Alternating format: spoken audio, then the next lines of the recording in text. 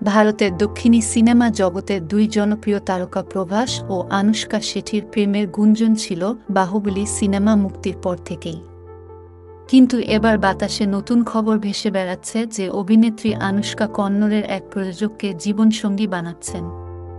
Times of ইন্ডিয়ার প্রতিবেদন অনুযায়ী অভিনেত্রী আনুশকা শেঠি এই বছরের শেষ নাগাদ একজন কন্নড় চলচ্চিত্র প্রযোজককে বিয়ে করতে চলেছেন বলে জানা গেছে। তবে এখনই অভিনেত্রীর পরিবার বিয়ে নিয়ে কোনো কিছু প্রকাশ্যে আনতে চাইছে না।